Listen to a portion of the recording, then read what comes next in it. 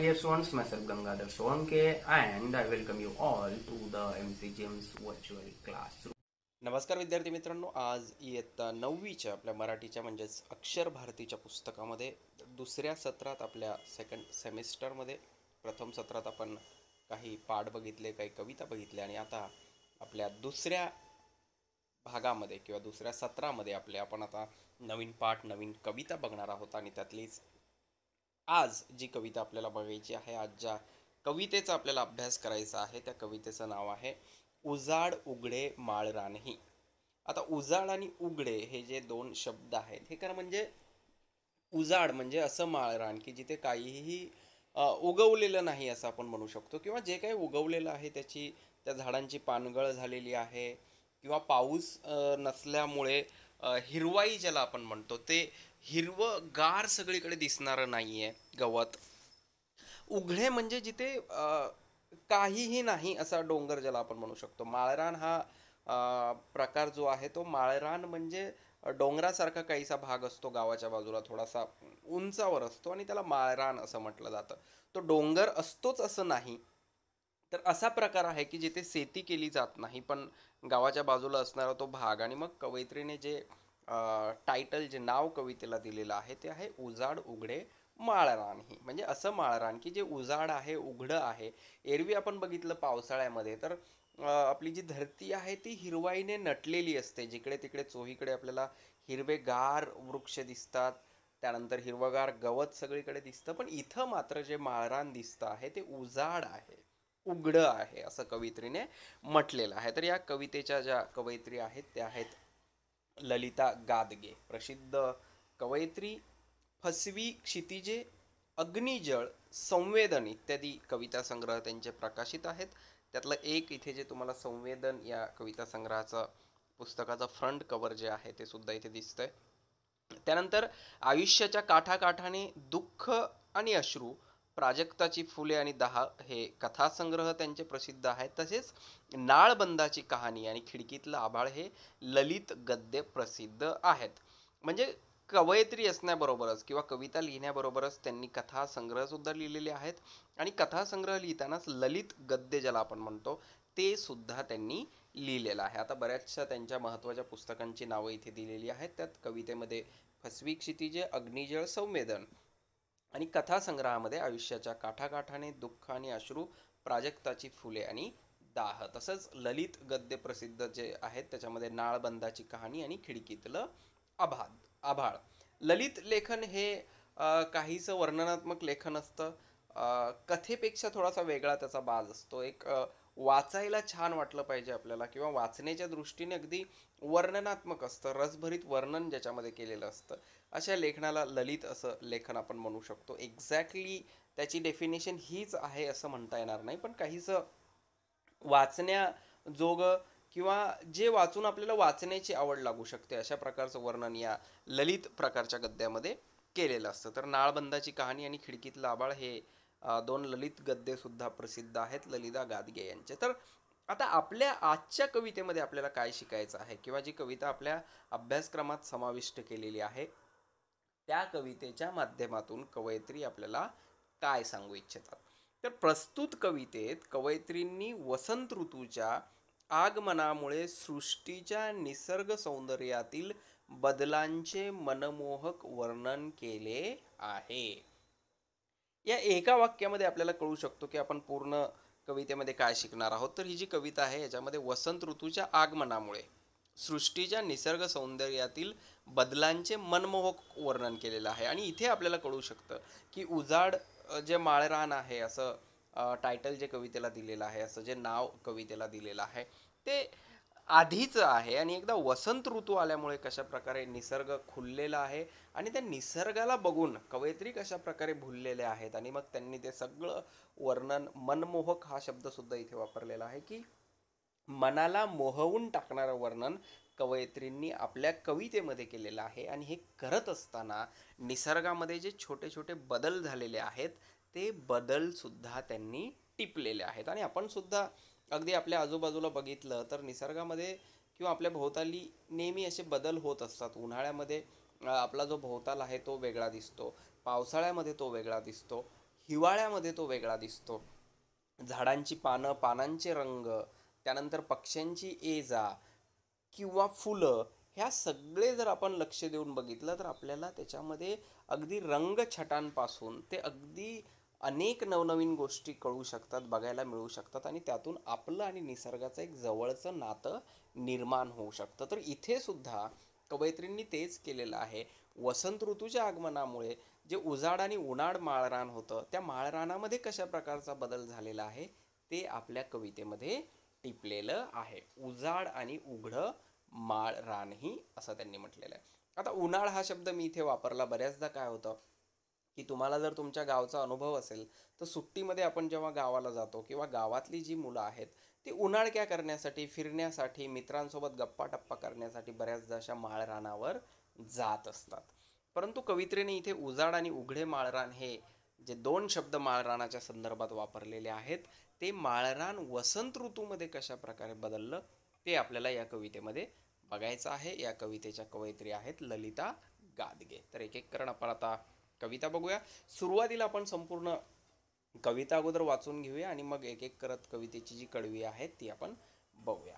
बघा आता पहिलीच ओळ जी आहे आपल्या कवितेची ती आहे, स्वागत करण्या वसंत ऋतूचे रंग उधळले दिशा दिशांना. स्वागत करण्या वसंत ऋतूचे रंग उधळले दिशा दिशांना, बेरड कोरड इथली सृष्टी घेऊन आली ती नजराना. गर्द पोपटी लेऊन वसने मुरडत आली लिंबोनी, जर्द तांबडी कर्णफुलेही घालून सजली नागफणी. लुसलुस पाने अंगोपांगी, लुसलुस पाने अंगोपांगी, झुले वडहा दंग होऊनी, दुरंगी चुनरीत उभी ही घाणेरी नटुनी थटुनी. सळसळ झळझळ पिंपळ पाने मऊ मुलायम मोर पिसापरी. सांबर लाल कळ्यांनी लखडून उभे स्वागता पानंदीवरी. पळस फुले ही बहरून आली या मातीच्या अंकावरती, कुसुमे सारी या जगातली पाहून त्यांना मनात झुरती. आंब्याच्या मोहरातून आली कोकिळेची सुरेल तान, उजाड उघडे माळरानही गाऊ लागले वसंतगान. आता कवयित्रीने निसर्गामध्ये झालेल्या बदलाचं वर्णन करत असताना झाडा, पाना आणि फुलांमध्ये कशा प्रकारचे बदल झालेले आहेत ते अगदी सूक्ष्म सूक्ष्म बदल सुद्धा आपल्या कवितेमध्ये टिपलेले आहेत. आणि हे बदल टिपण्यासाठी जी एक नजर असावी लागते, निसर्गाशी जे एक नातं निर्माण व्हावं लागतं, ते नातं या ठिकाणी कवयित्रीचं निर्माण झालेलं आहे. बघा, स्वागत करण्या वसंत ऋतूचे रंग उधळले दिशा दिशांना, बेरड कोरड इथली सृष्टी घेऊन आली ती नजराना. गर्द पोपटी लेऊन वसने मुरडत आली लिंबोनी, जर्द तांबडी कर्णफुलेही घालून सजली नागफणी. लुसलुस पाने अंगोपांगी, झुले वडहा दंग होऊनी, दुरंगी चुनरीत उभीही घाणेरीही नटून थटुनी. सळसळ झळझळ पिंपळ पाने मऊ मुलायम मोर पिसापरी.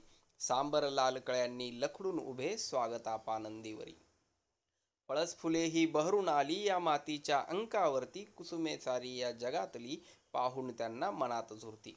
आंब्याच्या मोहरातून आली कोकिळेची सुरेल तान, उजाड उघडे माळरानही गाऊ लागले वसंतगान. तर अशा प्रकारची एकूण 6 कडव्यांमधली ही कविता आहे. 1, 2, 3, 4, 5 आणि 6. आपण सुरुवातीला बघितलं की कवित्रीने कवितेमध्ये कशाचं वर्णन केलंय, तर वसंत ऋतूच्या आगमनाने निसर्गामध्ये जे काही बदल झालेले आहेत त्याचं वर्णन केलेलं आहे. आणि हे वर्णन करताना माळरान समोर ठेवून कवयित्रीने हे सगळं टिपलेलं आहे. आता एक एक करत आपण एक एक कडवं बघूया की स्वागत करण्या वसंत ऋतूचे रंग उधळले दिशा दिशांना. जसं मी सुरुवातीलाच तुम्हाला सांगितलं की आपण जर निसर्गाच्या जवळ गेलो, आभाळाकडे जरी आपण रोज 5 मिनिट 10 मिनिट वेगवेगळ्या वेळांना बघितलं, म्हणजे सकाळी किंवा संध्याकाळी, तर आपल्याला रंगांचे एवढे शेड त्याच्यामध्ये दिसतील की आपण ते बघून अचंबित होऊ, आश्चर्यचकित होऊ की निसर्गामध्ये एवढे रंग आहेत. बरं, ही गोष्ट झाली रंगांची. आता आपण फुलांकडे जरी बघितलं, वेगवेगळ्या प्रकारची फुले, तर एवढंही बारीक सारीक गोष्टी त्याच्यामध्ये आपल्याला बघायला मिळू शकतात. आणि मग आपल्या लक्षात येऊ शकतं की निसर्गाची ही जी काही कलाकारी आहे, निसर्गाने ही जी कलाकारी केलेली आहे ती आपल्याला अचंबित करणारी असते. आणि म्हणून कवयित्रीने इथे म्हटलं की वसंत ऋतूचे स्वागत करण्यासाठी काय झालंय, दिशांना प्रत्येक दिशेला काय झालंय, रंग उधळलेत. सूर्योदयाचा रंग वेगळा आहे, सूर्यास्ताचा रंग वेगळा आहे आणि एकूणच धरतीने आपला रंग आता काय केलेला आहे, बदललेला आहे. उजाड आणि जो रंग होता ज्याला आपण निघलेला म्हणूया किंवा जो बेरंग झालेला होता, तो रंग आता हळूहळू नाहीसा होतोय आणि सगळीकडे एक रंग उधळलेला आहे. बेरड कोरड इथली सृष्टी घेऊन आली ती नजराना. माळरानावरची जी सृष्टी आहे ती बेरड म्हणजे जिथं काही उगवत नाही. मी सुरुवातीलाच तुम्हाला सांगितलं की गावांच्या बाजूला असे माळरानं असतात जिथे शेती केली जात नाही, कारण तिथे काही उगवत नाही, शेती करण्याजोगी जमीन ती नसते. तर बेरड कोरड म्हणून असं म्हटलं. आता त्याचं कारण आणखी एक सुद्धा आहे की ती कोरड असते, तिथे पाणी मिळत नाही. म्हणून कवयित्री म्हणतात बघा की बेरड कोरड इथली सृष्टी घेऊन आली ती नजराना. वसंत ऋतूच्या स्वागतासाठी दाही दिशांना रंग उधळलेले आहेत आणि माळ रानावरली जी बेरड कोरड सृष्टी आहे ती हा सगळा नजराना घेऊन आलेली आहे. आता तो कोणता नजराना सृष्टीने आणलेला आहे वसंत ऋतूच्या स्वागतासाठी, ते पुढच्या कडव्यांमध्ये अतिशय सुंदररित्या कवयित्रीने त्याचं वर्णन केलेलं आहे. आपण ते बघूया. गर्द पोपटी लेऊन वसने. आता पोपटी हा एक कलर आहे. गर्द पोपटी लेऊन वसने मुरडत आली लिंबोनी. काय म्हटलं बघा कवयित्रीने, गर्द पोपटी लेऊन वसने मुरडत आली लिंबोनी. इथे तुम्हाला लिंबोनीचं झाड दिसतंय. जसा वसंत ऋतू आला तसं लिंबोनीचा रंग पोपटी झालेला आहे आणि लिंबोनीला एवढे लिंब लगडलेले आहेत बघा. मुरडत आली लिंबोनी. आता खरं म्हणजे हे कवयित्रीनं केलेलं वर्णन आहे. खरंच लिंबोनी मुरडत मुरडत चालत येऊ शकते का, तर नाही. परंतु लिंबोनीच्या आकारामध्ये, लिंबोनीच्या वागण्यामध्ये आपण म्हणूया, आता खरं म्हणजे आपण जसं वागतो तसं नाही, पण वसंत ऋतूच्या आगमनाने लिंबोनीच्या वागण्यामध्ये, दिसण्यामध्ये सुद्धा काय झालेला आहे, बदल झालेला आहे. तर इथे वागणं हा शब्द जो आहे तो या मुरडत शब्दासारखाच आहे. खरंच ती मुरडत येत नाही किंवा खरंच ती विशिष्ट प्रकारे वागते आहे असं नाही, परंतु सगळीकडे आनंदी आनंद पसरलेला आहे. म्हणून कवयित्रीने म्हटलंय बघा की गर्द पोपटी लेऊन वसने मुरडत आली लिंबोनी. आता फक्त लिंबोनीच मुरडत आली आहे का, तर नाही. जर्द तांबडी कर्णफुले ही घालून सजली नागफणी. तांबडी जी कर्णफुले आहेत, आता इथे जी तुम्हाला दिसत आहेत ती पांढऱ्या कलरची आहेत, पण कर्णफुले तांबड्या रंगाची असतात आणि ती नागफणी घालून सजलेली आहेत. कशासाठी, वसंत ऋतूच्या स्वागतासाठी. किती बारीक बारीक निरीक्षणं या ठिकाणी कवयित्रीने नोंदवलेली आहेत किंवा निसर्गातले बदल किती छान प्रकारे टिपलेले आहेत हे आपल्याला इथे लक्षात येऊ शकतं. पुढे बघूया पुढच्या कडव्यामध्ये काय म्हटलंय. गर्द पोपटी पहिलं होतं की स्वागत करण्या वसंत ऋतूचे रंग उधळले दिशांना, बेरड कोरड इथली सृष्टी घेऊन आली ती नजराना. आणि मग तो नजराना एक एक करत कवयित्रीने आपल्या पुढे मांडलेला आहे. त्यात मग लिंबोनी आहे, कर्णफुले आहेत आणि आता तिसऱ्या आपल्या कडव्यामध्ये म्हटलंय की लुसलुस पाने अंगोपांगी झुले वडहा दंग होऊनी. आता वडाची जी पानं आहेत ती अगदी लुसलुसीत आहेत. म्हणजे वर्णन सुद्धा बघा किंवा शब्दांची निवड सुद्धा बघा किती ताकदीने या ठिकाणी कवयित्रीने केलेली आहे. की वडाची जी पाने आहेत ती कशी वाटतायत कवयित्रीला, लुसलुस वाटतात. आणि अंगोपांगी, वडाचं झाड जर तुम्ही बघितलं तर वडाचं झाड हे पूर्णपणे पानांनी लगडलेलं असतं. सगळीकडे पानच पानं असतात आणि ती पानं लुसलुस असतात, म्हणजे मऊ असतात. लुसलुस पाने अंगोपांगी.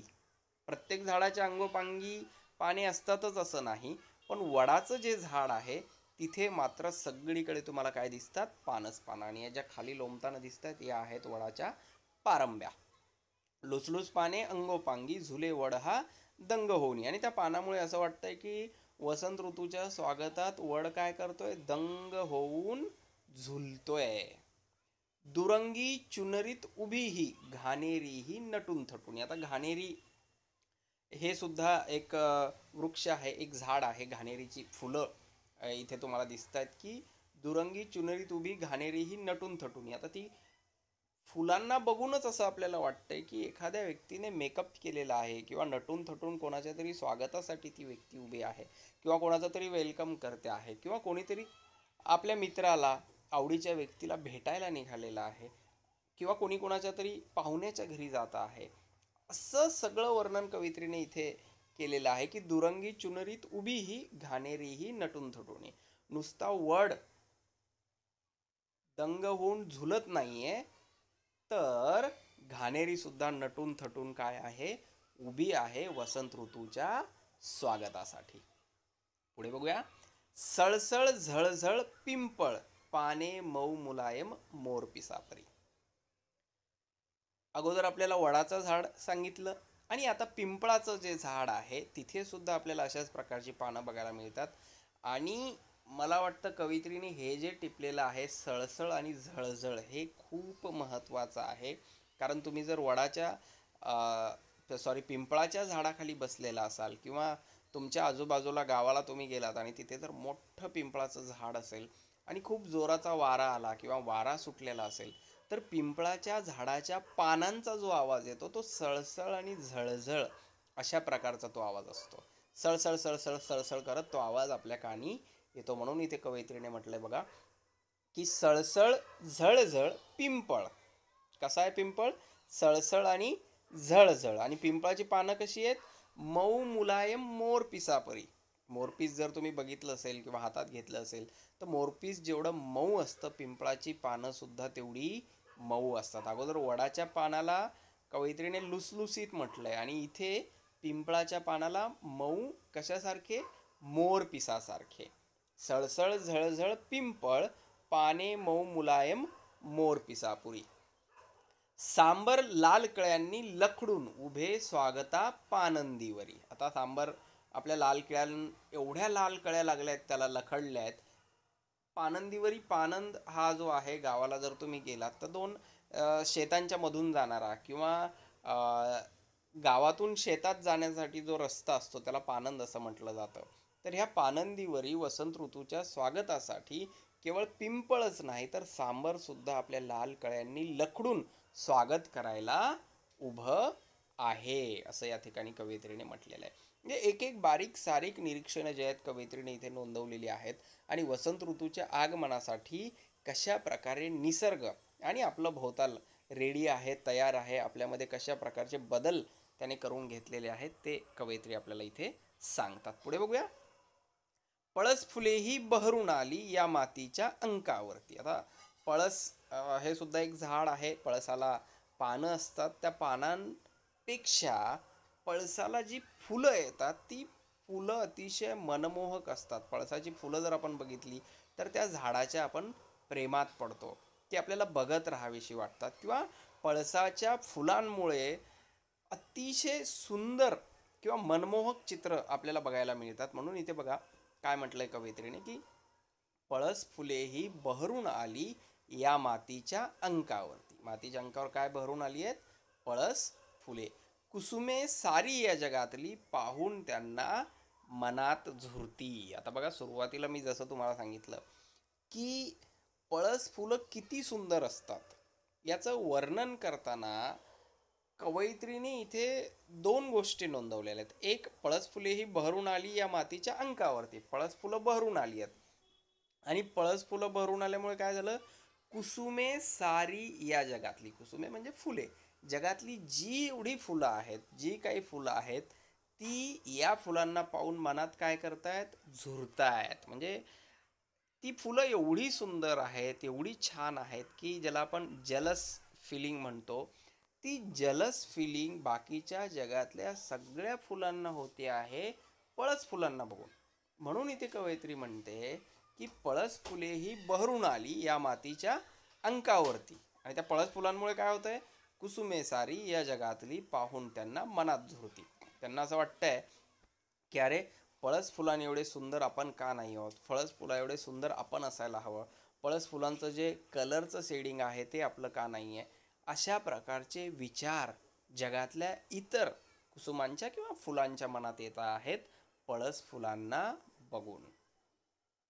म्हणजे इथून पुढे कधी तुम्ही काही साहित्य वाचाल, कथा वाचाल, कादंबरी वाचाल, कविता वाचाल किंवा कधी तुम्ही स्वतः काही लिहिण्याचा प्रयत्न कराल तर बघा लिहिण्याचे वेगवेगळे टप्पे असतात किंवा आपण एखादी गोष्ट कशी मांडतो त्याची सुद्धा एक पद्धत असते.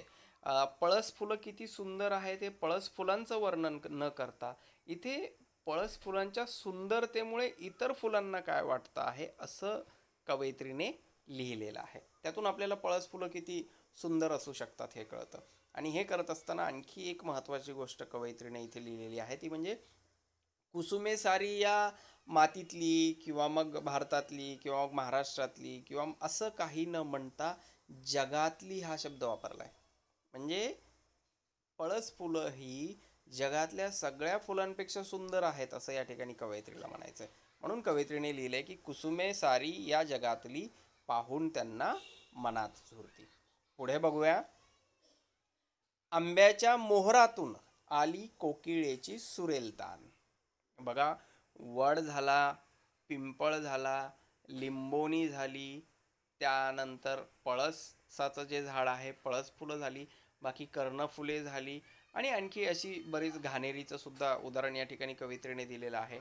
आणि हे सगळं करताना कवयित्रीने आपल्या पुढे निसर्गाचा जो एक नजराना आहे तोच खुला करून ठेवलेला आहे असं आपण म्हणू शकतो. आणि शेवटच्या कडव्यामध्ये बघा मग कवयित्री काय म्हणतात की आंब्याच्या मोहरातून आली कोकिळेची सुरेल तान. आता आंब्याचं झाड, आंबा हे फळ आपल्या सगळ्यांच्या आवडीचं असतंच असतं. आंबे येण्याआधी जो मोहर येतो त्या मोहरातून मग पुढे त्याचे आंबे होतात. तर आंब्याच्या मोहरामध्ये जर आपण बघितलं तर तिथे कोकिळा असते. कोकिळा हा जो पक्षी आहे त्याचं गाणं खूप सुरेल असतं आणि याच्यावर अशा बऱ्याचशा कविता सुद्धा लिहिलेल्या आहेत. इंग्रजीमध्ये आहेत, हिंदीमध्ये आहेत, मराठीमध्ये सुद्धा अनेक ठिकाणी कोकिळेच्या संदर्भाच्या कविता आहेत. किंवा आपण असं म्हणू शकतो की कोकिळेचे संदर्भ अनेक कवितांमध्ये आलेले आहेत किंवा कोकिळेच्या गाण्यावर सुद्धा बऱ्याचशा कविता लिहिलेल्या आहेत. आणि जेव्हा जेव्हा निसर्गातल्या बदलांचं वर्णन केलं जातं तेव्हा तेव्हा तर कोकिळेचा संदर्भ येतोच येतो. आणि इथे सुद्धा तो वसंत ऋतूच्या आगमनासाठी कवयित्रीने लिहिलेला आहे. काय म्हणतात कवयित्री बघा. आंब्याच्या मोहरातून आली कोकिळेची सुरेल तान. आंब्याच्या झाडावर जिथे मोहर लागलेला आहे तिथे कुठेतरी कोकिळा बसलेली आहे आणि तिथून तिने सुंदर काय लावली आहे, तान लावली आहे. उजाड उघडे माळ रानही गाऊ लागले वसंत गान. आणि मग त्या कोकिळे बरोबर जे उजाड झालेले उघडे झालेले माळ रान आहे त्याने सुद्धा काय लागली आहे, तान लावली आहे. कशाची? वसंत गान. वसंत ऋतू येतो आहे आणि त्या वसंत ऋतूच्या आगमनासाठी संपूर्ण सृष्टी रेडी आहे, तयार आहे. इथून पुढे वसंत ऋतू आल्यानंतर नटणार आहे, सजणार आहे आणि त्यासाठी सगळे प्राणी आणि पक्षी सुद्धा काय आहेत, आनंदात आहेत. त्यांना हर्ष झालेला आहे. म्हणून कवयित्री म्हणतात की आंब्याच्या मोहरातून आली कोकिळेची सुरेल तान, उजाड उघडे माळ रानही गाऊ लागले वसंत गान. म्हणजे आत्तापर्यंत जे उजाड झालेले उघडे पडलेले माळरान होते ते माळरान सुद्धा सृष्टीमध्ये होत असलेल्या बदलाला पाहून वसंत गान गाऊ लागलेले आहे. आणि हे वसंत गान कोणाच्या बरोबर गाते आहे तर आंब्याच्या मोहरातून जी कोकिळेने तान लावलेली आहे. अशा प्रकारे ललिता गादगे यांनी या कवितेमध्ये केवळ वसंत ऋतूच्या आगमनाचंच वर्णन केलेलं नाही तर आधी आपल्याला उजाड उघडे माळ रानही या कवितेच्या नावामधून एक उदासवाना विचार दिलेला आहे आणि तो सृष्टी कशा प्रकारे बदलते वसंत ऋतूच्या आगमनाने हे सांगितलेलं आहे. तर अशा प्रकारची ही कविता होती. पुन्हा पुन्हा तुम्ही जर वाचाल तर त्यातले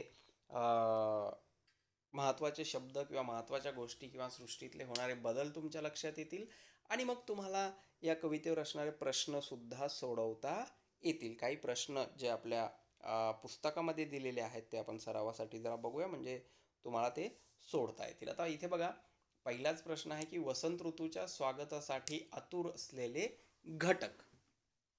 आपण कविता बघितली, कविता समजून घेतली आणि त्या कवितेच्या माध्यमातून किंवा कविता वाचल्यानंतर तुम्हाला या प्रश्नांची उत्तरं लिहायची आहेत. पहिला प्रश्न आहे की वसंत ऋतूच्या स्वागतासाठी आतुर असलेले घटक. आता वसंत ऋतू येणार आहे आणि मग त्या वसंत ऋतूच्या स्वागतासाठी कोणकोणते घटक आतुर आहेत. म्हणजे काय आतुर असणे म्हणजे वाट बघणे किंवा खूपच जास्त वाट बघणे. आपल्याकडे कोणी जर आपला पाहुणा येणार असेल, आपल्या आवडीचा व्यक्ती येणार असेल, तर आपण त्याची काय करतो, आतुरतेने वाट बघतो. आपण सगळ्यांचीच आतुरतेने वाट बघतो का?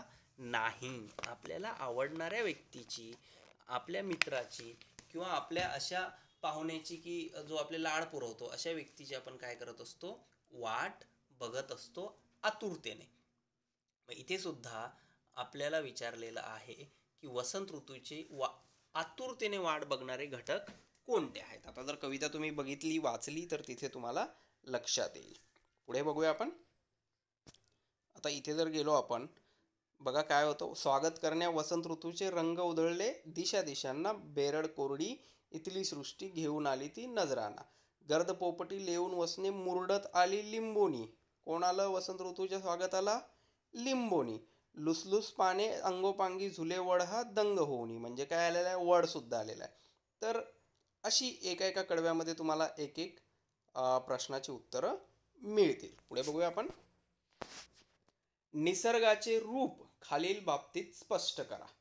वसंत ऋतूच्या आगमनापूर्वी आणि वसंत ऋतूच्या आगमनानंतर. आता इथे उजाड हा तर एक शब्द आहेच की माळरान कसं झालेलं आहे? उजाड झालेलं आहे माळरान. आणि कसं पडलेलं आहे? उघडं पडलेलं आहे. तर वसंत ऋतूच्या आगमनापूर्वी सृष्टी उजाड आहे आणि उघडी पडलेली आहे, कारण गवत नाही आहे, झाडांना पानं नाही आहेत. आणि आगमनानंतर कोणकोणते बदल झाले ते सुद्धा कविता वाचून तुम्हाला लिहिता येऊ शकतील. पुढे बघूया. खालील शब्दांसाठी कवितेत आलेले समान अर्थाचे शब्द शोधा. भेटवस्तू यासाठी कोणता शब्द आलेला आहे? सजली यासाठी कोणता शब्द आलेला आहे? अरुंद रस्ता म्हणजे पानंदीचा जो संदर्भ आलेला होता हा. इथे बघा.